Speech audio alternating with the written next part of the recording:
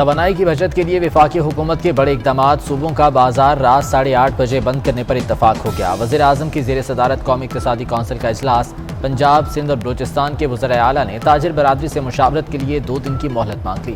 وزیر توانائی خرم دستگیر کہتے ہیں ہفتے کو بازار بند کرنے کی تجویز ہے۔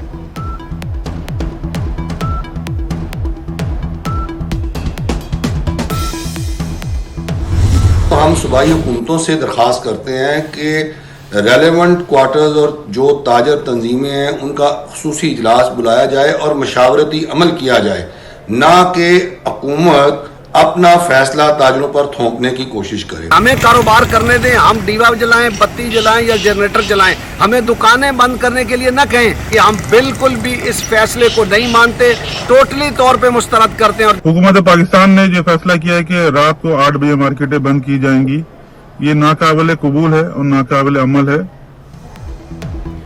تاجر تنظیموں کی اکثریت نے بازار رات 8 بجے بند کرنے کا فیصلہ مسترد کر دیا۔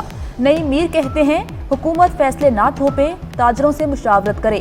اجمل بلوچ نے کہا کہ حکمران ایئر کنڈیشنز بند کریں گے تو غریب کا پنکھا چلے گا۔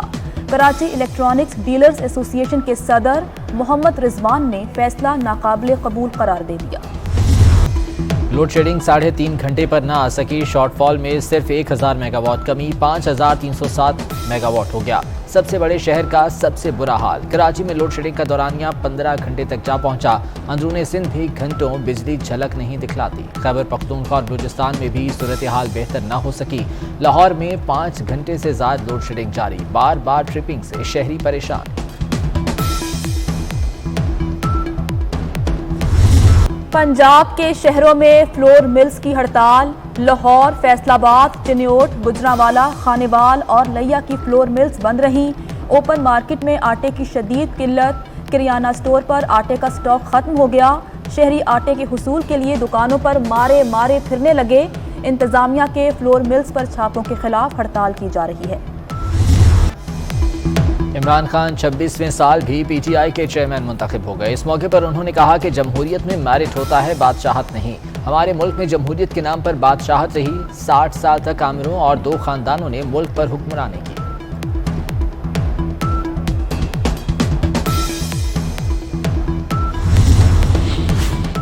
حکومت مخالف تحریک کب شروع ہوگی؟ عمران خان کی امیدوں کا محور سپریم کورٹ۔ بولے چند دنوں میں احتجاج کی کال دینے والا ہوں، صرف سپریم کورٹ کے فیصلے کے آنے کا انتظار ہے۔ ملک کی تاریخ کا سب سے بڑا احتجاج کریں گے۔ ملک دشمن چاہتے ہیں کہ پاکستان تحریک انصاف اور فوج کمزور ہو۔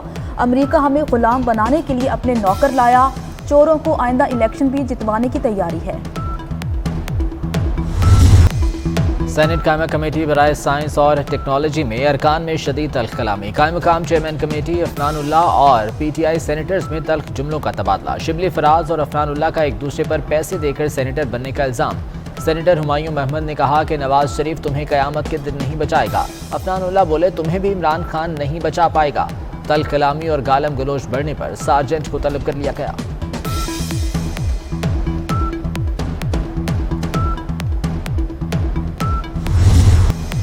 شوہر کے ساتھ رہنا ہے یا والدین کے گھر جانا ہے؟ سندھ ہائی کورٹ نے پسند کی شادی کرنے والی دعا زہرا کو اپنی مرضی سے فیصلہ کرنے کی اجازت دے دی۔ ٹرائل کورٹ قانون کے مطابق کارروائی جاری رکھے۔ دعا کو لاہور ہائی کورٹ میں پیش کرنا سندھ حکومت کی ثوابدید ہے۔ سندھ ہائی کورٹ نے دعا زہرا کیس نپٹا دیا۔ عدالتی فیصلے سے قبل دعا کی والدین سے ملاقات کرائی گئی۔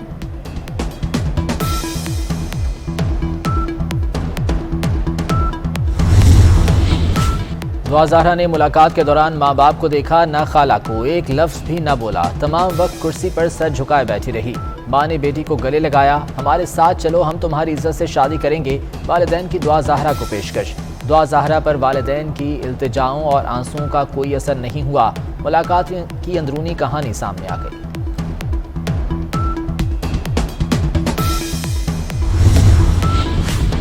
آرمی چیف کی زیر صدارت formation commanders conference G H Q میں ہوئی۔ آئی ایس پی آر کے مطابق جنرل قمر جاوید باجوہ کا آپریشن رد الفساد کی پیش رفت پر اطمینان کا اظہار۔ انہوں نے اب تک کی کامیابیوں کو سراہا۔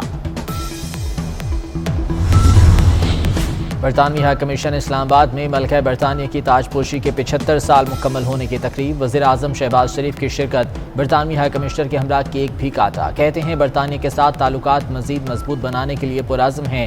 پاک برطانیہ تعلقات کے استحکام میں برطانوی ہائی کمشنر کا کردار لائق تحسین ہے۔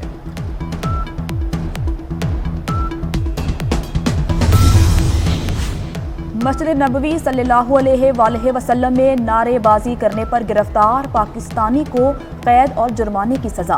محمد طاہر کو 3 سال قید اور 10,000 ریال جرمانے کی سزا سنائی گئی۔ مدینہ کی عدالت کے 3 رکنی بینچ نے فیصلہ سنایا۔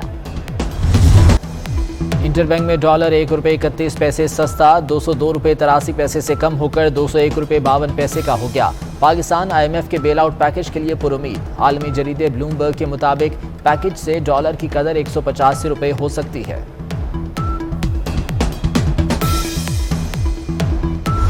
وفاقی بجٹ سے پہلے سرکاری ملازمین ان ایکشن، تاریخ میں پہلی بار وزارت خزانہ کے اندر دھرنا دے دیا۔ وزارت خزانہ حکام نے مذاکرات ناکام ہونے پر کل پھر دھرنا دینے کا اعلان کر دیا۔ سرکاری ملازمین کا مہنگائی کے تناسب سے پینشن، میڈیکل اور کنوینس الاؤنس میں اضافے کا مطالبہ۔ حکومت کے تمام دعوے دھرے کے دھرے، گھی اور خوردنی تیل کی قیمت پر قابو پانا ناممکن ہونے لگا۔ درجہ اول گھی 24 روپے مہنگا ہو کر 570 روپے تک جا پہنچا۔ درجہ دوم گھی کی ہول سیل قیمت میں 8 روپے کا اضافہ، پرچون ریٹ 14 روپے بڑھ کر 550 روپے ہو گیا۔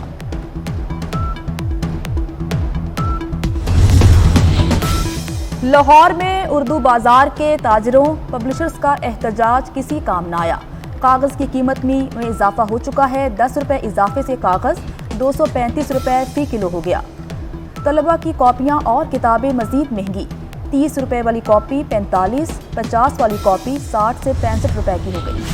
عالمی بینک نے پاکستان کے لیے 25 کروڑ 80 لاکھ ڈالرز کی منظوری دے دی۔ فنڈز بنیادی ہیلتھ کیئر اور انسانی وسائل مضبوط بنانے پر خرچ ہوں گے۔ فنڈز کے ذریعے صحت کی سہولیات تک بہتر رسائی کے لیے اصلاحات کی جائیں گی۔